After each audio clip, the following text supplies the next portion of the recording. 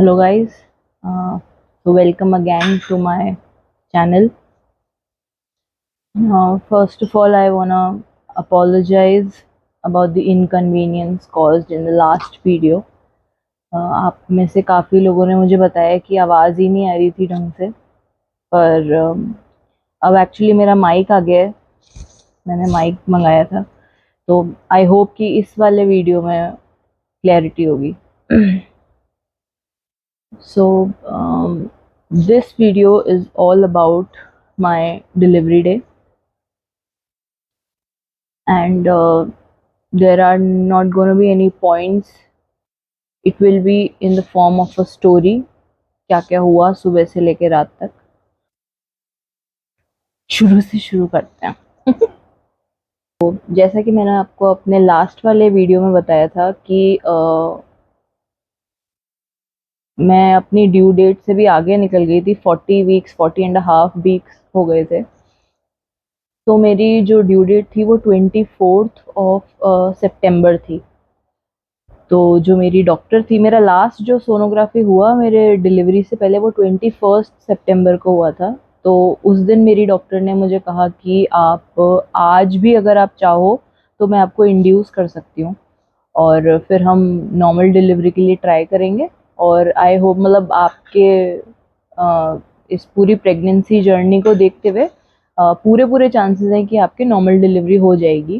पर at the end of the day तो यही डिपेंड करता है कि उस दिन क्या एक्चुअली सर्कमस्टांसेस होते हैं।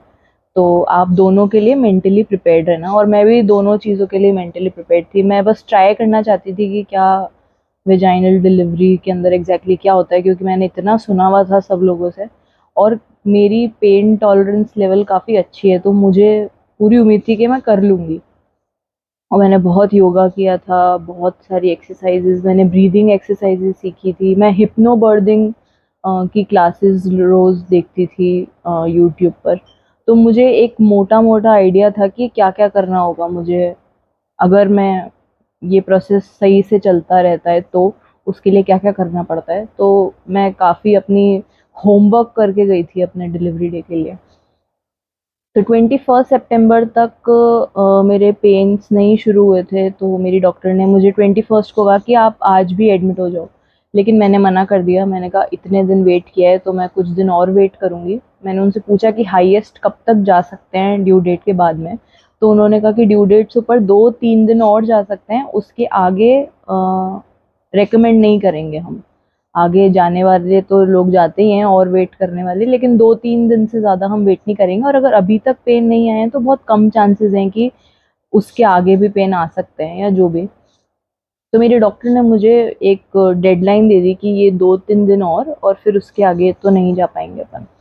तो 24th के बाद में मैंने 25th को वेट किया, 26th को वेट किया। 26th को मैंने उनको कॉल करके कहा कि आई थिंक अब आप कल मैं एडमिट हो जाती हूँ 27th को, और आप मुझे इंड्यूस कर देना।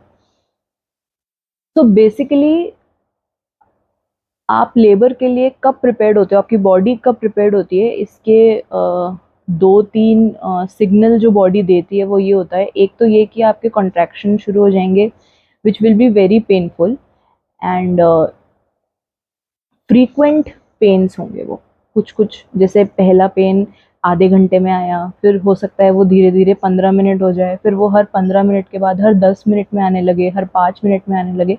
तो अगर इस टेंडेंसी, इस फ्रीक्वेंसी के साथ पेन्स आते हैं तो उसको सीरियसली लिया जाता है। अगर आपके पेन्स फ्रीक्वेंट नहीं है और वो रुक रुक के आ रहे हैं, और एक बार आए और फिर पूरे दिन में नहीं आए, तो उनको डॉक्टर सीरियसली नहीं लेते हैं। तो हो सकता है कि अगर आप हॉस्पिटल रश करके भी जाएं तो हो सकता है वो आपको वापस से आपके घर भेज दें। तो एक तो ये होता है कि आपके फ्रीक्वेंट पेन्स हों।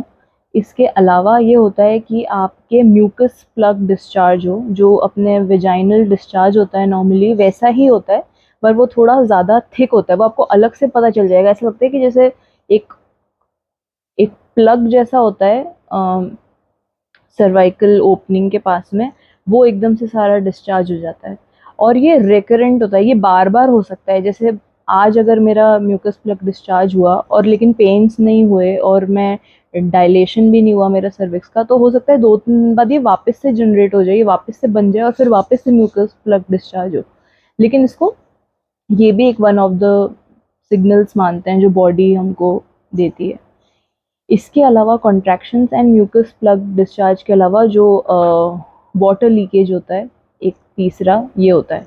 अगर आपका वाटर बैग बर्स्ट हो गया और तो उस केस में आपको इमीडिएटली हॉस्पिटल जाना पड़ता है, इमरजेंसी इसको केस मानते हैं। इसके अंदर आप वेट नहीं कर सकते। अगर आपका वाटर बैग बर्स्ट हो गया और फिर आप वेट कर रहे हो कि कब पेन आए, कब म्यूकस प्लग डिस्चार्ज हो, फिर सोचेंगे, ये नहीं कर सकते इसके अंदर। तो मेरी डॉक्टर ने मुझे बहुत अच्छे से सब कुछ समझा दिया था कि ये 2-3 चीज़ें होंगी, अगर इसमें से कुछ भी होता है तो आपको इमीडिएटली रश करना है हॉस्पिटल के लिए और बिल्कुल भी वेट नहीं करना। आप मुझे कॉल कर देना, आप हॉस्पिटल में कॉल कर देना। और एक मोटा-मोटा आइडिया तो हॉस्पिटल को भी होता है कि आप आने वाले हो, क्योंकि अगर जैसे मेरा जो ट्रीटमेंट था वो फोर्टिस हॉस्पिटल में चल रहा था जयपुर में। तो मैंने ऑलरेडी 1 महीना पहले से अपनी सारी बुकिंग कराई हुई थी, मैंने अपना रूम बुक कराया हुआ था। तो हॉस्पिटल को एक आइडिया था कि सितंबर एंड वीक में ये कभी भी आ सकते हैं। तो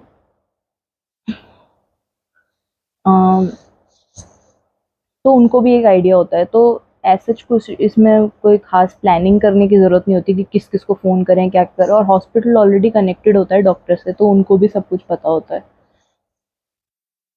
तो मेरे केस में मेरे पेन्स नहीं हुए, 26 को भी नहीं हुए। फिर मैंने अपने डॉक्टर को कहा, डॉक्टर ने कहा ठीक है आप 27 को आ जाओ।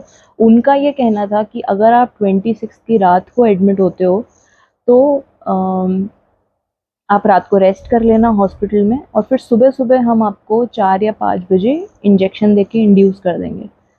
तो मैं 26 की रात को एडमिट हुई और उनका ये कहना था कि आप घर पर भी रेस्ट कर सकते हो, लेकिन आप फिर सुबह-सुबह 5 बजे उठ के आओगे और तैयार होगे, ये थोड़ा-सा हेक्टिक हो जाएगा और आपको अपनी एनर्जी कंज़्यूम नहीं करवानी, आपको अपनी एनर्जी रिज़र्व करके रखनी है उस दिन के लिए।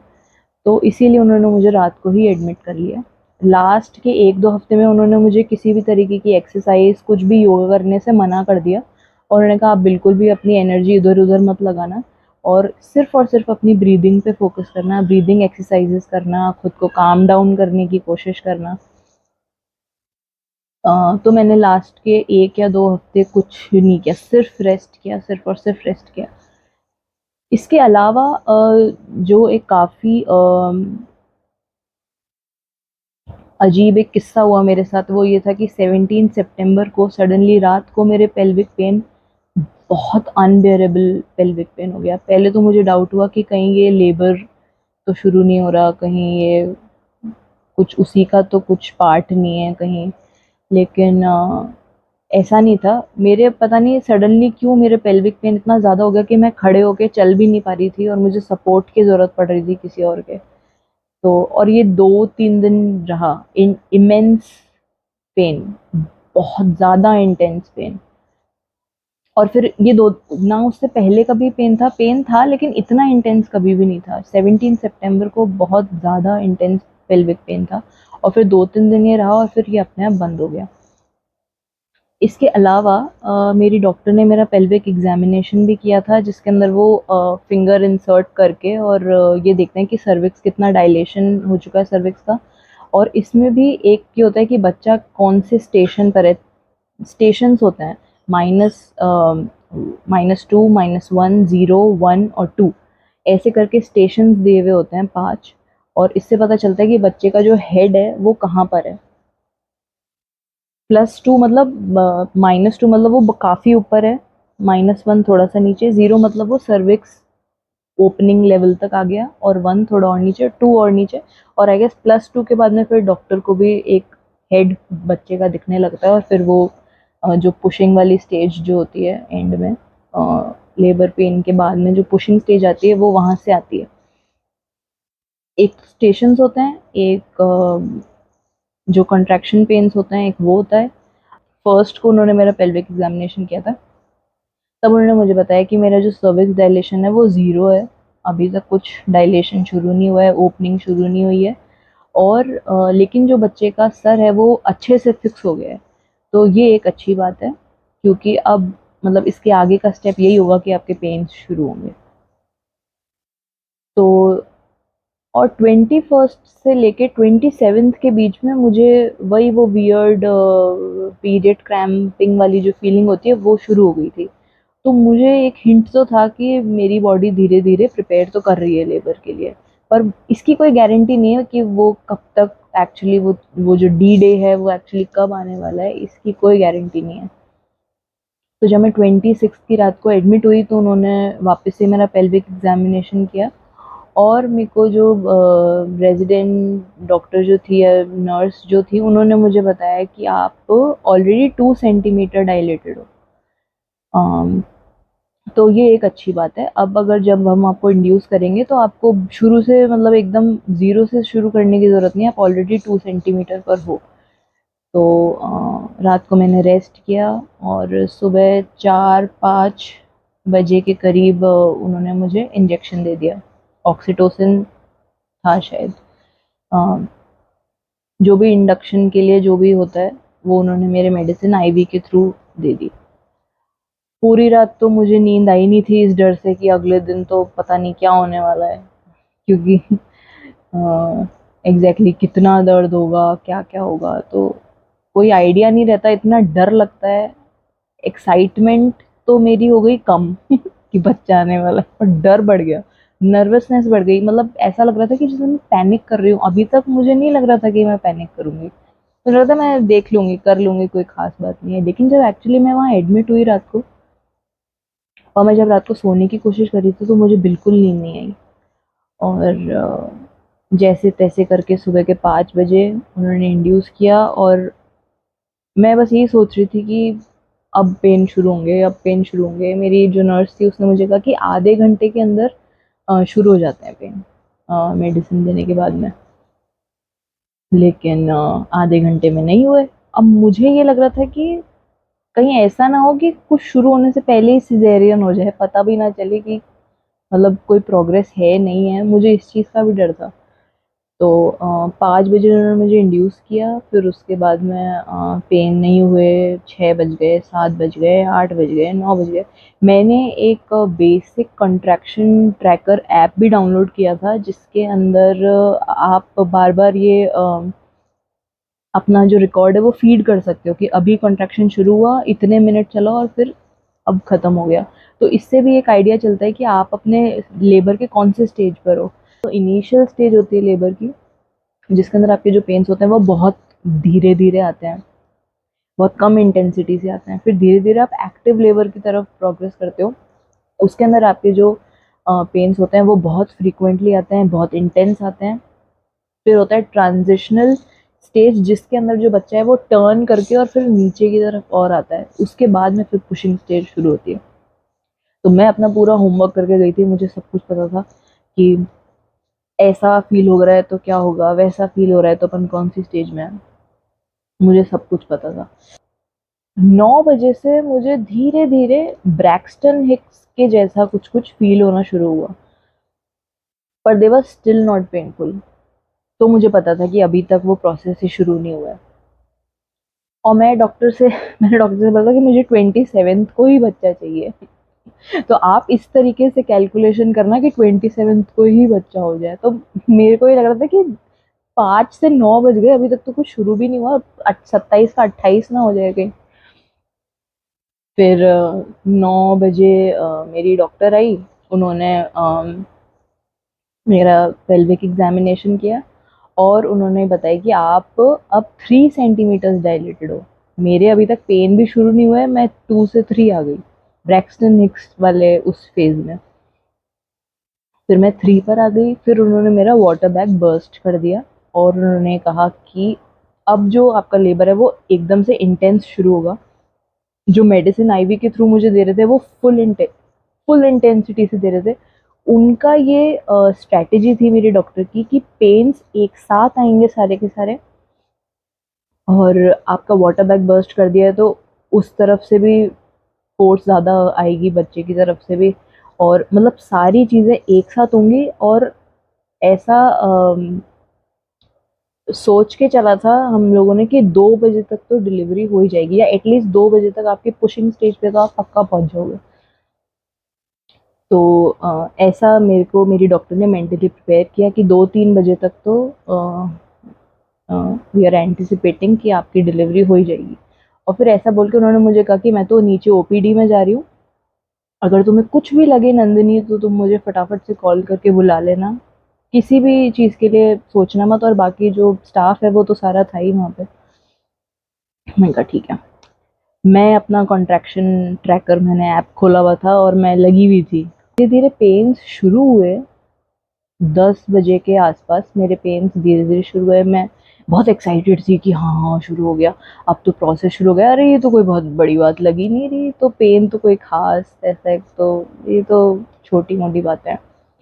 और मैं अपने पेन्स ट्रैक कर रही हूँ आराम से, और स्टाफ आ रहा है, वो पूछ रहा है कि क्या कर रही हो।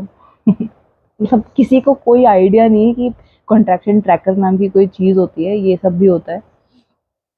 और मैंने ये खुद ने कंक्लूजन निकाला अपने ट्रैकिंग ऐप से कि जो मेरे कॉन्ट्रैक्शंस थे वो हर 1 या 2 मिनट पे आ रहे थे, और वो उनकी जो ड्यूरेशन थी एक कॉन्ट्रैक्शन की वो लगभग 1 मिनट तक थी, 55 सेकंड से 1 मिनट तक की उसकी ड्यूरेशन थी।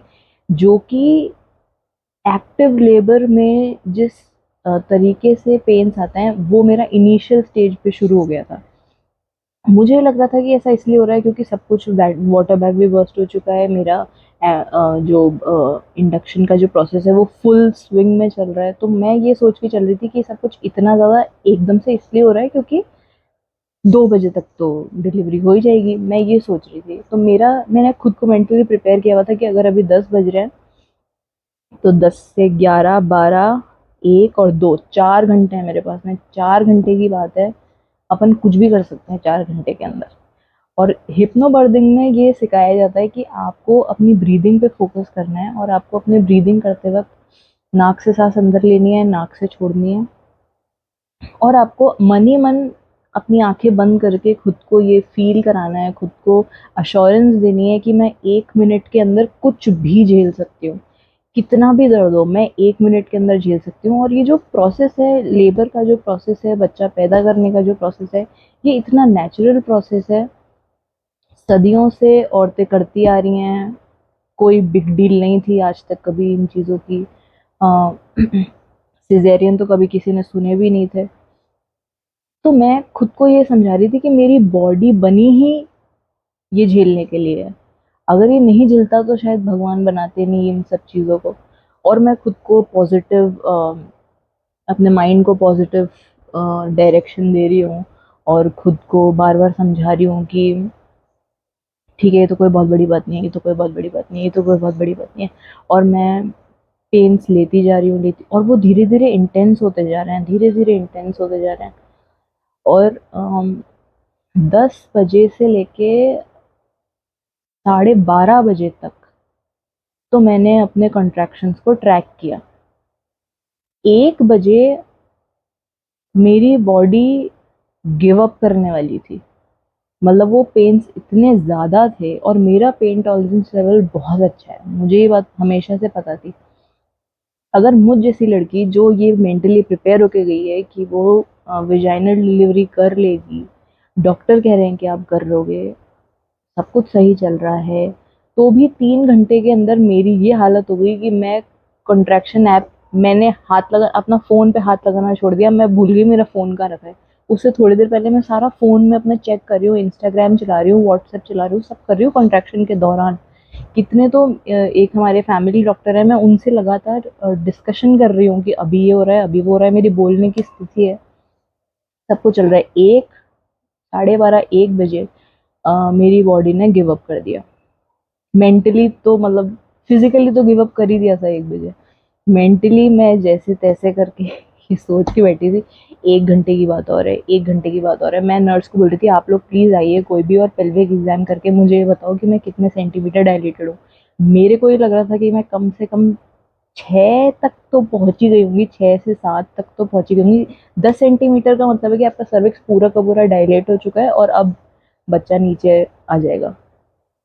मैं ये सोच के चल रही थी कि कम से कम 6-7 सेंटीमीटर तो मैं डायलेटेड होंगी ही। अ,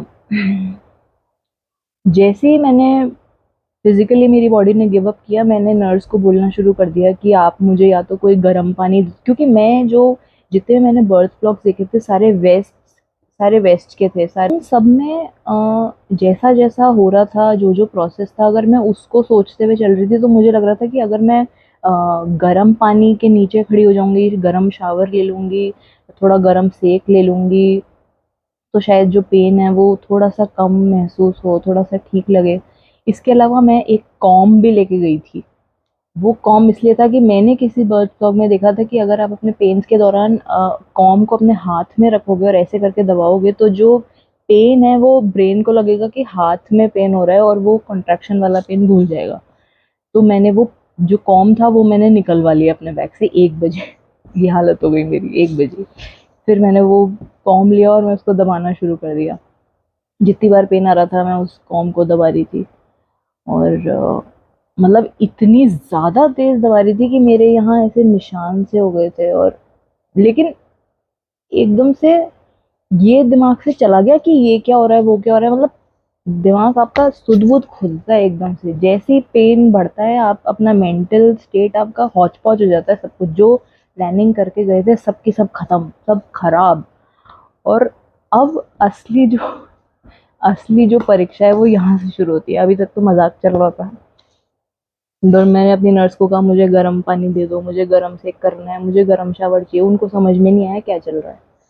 उन्होंने बोला गर्म शावर क्यों चाहिए? जो नर्स थी, जो स्टाफ था, उनको समझ नहीं आया।